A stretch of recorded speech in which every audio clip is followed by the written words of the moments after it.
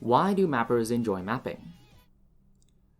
Why do we spend so many hours of so many days making a level for other people to enjoy in an online game like OS?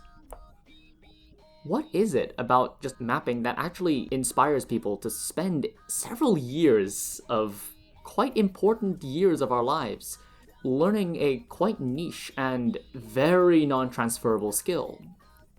Why is it that mappers become mappers? I'm gonna go over two thoughts that I've been thinking about for quite a while, starting with the obvious answer and then a more subtle answer that I'll get into later. Almost universally, the first reason why people map is because they love the song. What makes Osu stand out from other games? Well, simply because you can map whatever the hell you want. Part of the appeal is that you can map any song, and you can get attention for it. With the same joy of wanting to share your music with the world, you want to map songs of stuff that you enjoy.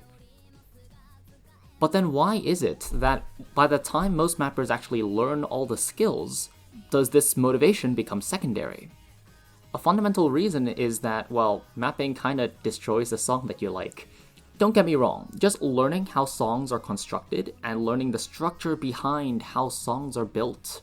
But then, with mapping, by the time you learn how to listen to a song, you have listened to that genre so many times over the dozens of hours that you be learning that you ultimately kinda hate that genre. A few years ago, before I quit mapping as a whole, opening the editor felt like an alarm clock going off. It felt sickening for me to listen to songs that I've mapped simply because it just reminded me of the huge amount of struggle and sort of discomfort that I felt while mapping at the time. And I doubt that this experience is mine alone.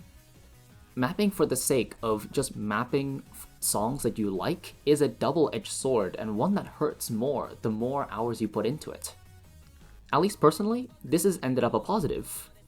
Because I've been completely bored of the very small set of music that I used to enjoy, I'm pretty fine genuinely listening to a huge amount of genres now, simply because I've attempted to map a lot of them. From learning at least general understanding of musical structure through mapping, I can appreciate a lot more genres simply because I can see the huge amount of construction and love that's been put into, like, just any song that we listen to these days. And at least that's where it is for me.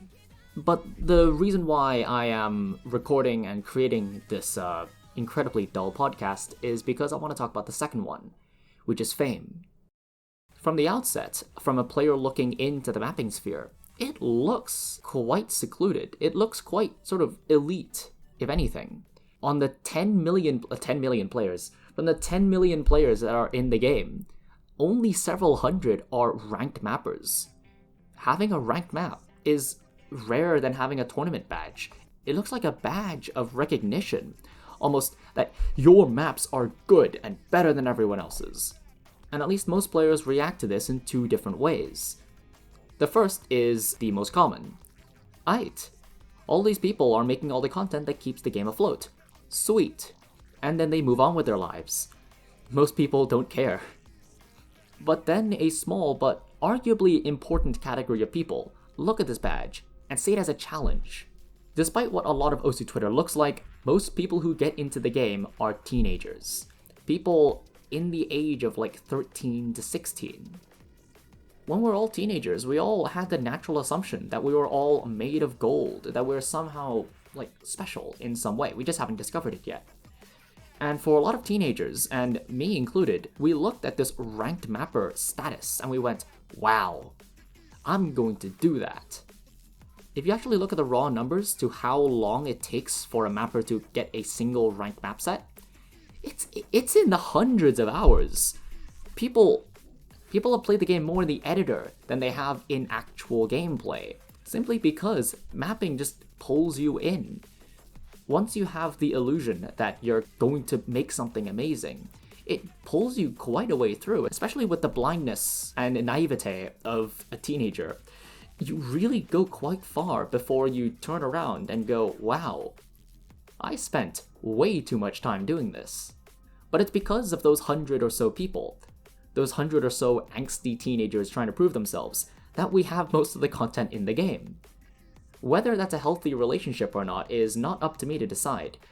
But I think it's important to respect the fact that as much as it is a bit cringe for teenagers to give such a massive crap about a game that really doesn't matter, it is those people who blind themselves to the world and just sit down for hundreds of hours trying to make something good, and on the process learning how to better not just what they're making, but to criticize their work, to criticize themselves, to put ourselves on the learning curve that is learning who we are in the world and what we want to be. It might sound like I'm being pretentious to what mapping is. No, obviously mapping is not the only way you can learn these life lessons. God knows there are many other ways. But at least I'd like to say a few mappers that I've talked to, this isn't a unheard of experience. To create a map is fundamentally selfless, despite the motivation for fame, and it really frames the question right in front of you and asks, what exactly do you want out of mapping? You've spent 200 hours making maps. Now what? Now what? Are you happy? And it's only when the question is phrased like that, phrased in the context of something that you've poured hundreds of hours into, something that you care about, almost by proxy, almost by Stockholm Syndrome. It is when the question appears like that I think back and accept that even though mapping is a complete waste of time, I don't think I came out of it a worse person. I made some good times. I made some good content. Hopefully people who actually enjoy the shit that I map can enjoy it, regardless of my motivations and intentions behind the scene. There's a saying that I've internalized over the years, which is the death of the author. The saying goes, no matter what intentions the author had to begin with, the author is irrelevant when it comes to the enjoyment of the work. The work is created and separated from the author. Yes, the author themselves might be paramount to exactly how it was constructed. At the end of the day, someone is still enjoying it. And all maps are inherently positive. You're making content for the game. It exists, and, well, you don't have to enjoy it. There is nothing, aside from Exuma, requiring any player to play every single map. Everything is inherently a positive when it comes to creation. And that's kind of where I sit on it. In hindsight, I definitely wish I spent 200 hours learning something like drawing or writing, something more human, something more expressive. Because right now, I've hit a brick wall. I guess it's after mapping for quite a while that you start to realize I don't want to just express the song. I want to express me. I want to put the experiences that made who I am as a player and as a mapper into circles and sliders. I want to express ideas that are original, that I've come up with, and that I find so much cooler than every other idea that everyone else has. Something that is personal to me, and something that has to be shared in some regard. It is when mappers get to this stage that I really think, wow, there are much better ways of doing that. It's at that point when a lot of mappers start to quit, basically. There are just so much more productive and so much more interesting ways to express yourself.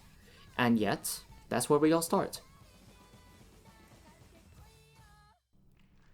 This is definitely not universal, and I am definitely sounding cringe to quite a lot of people.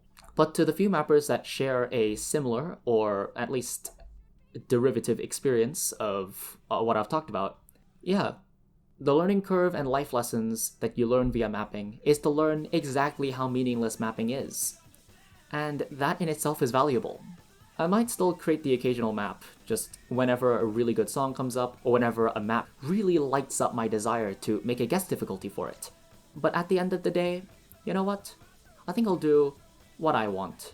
I think I'll continue creating stuff. And if you're a player listening to this for whatever reason, then I created a somewhat janky tutorial for how to create a map without any prior knowledge.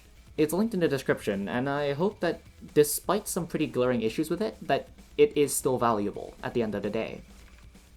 Alright, I'm out.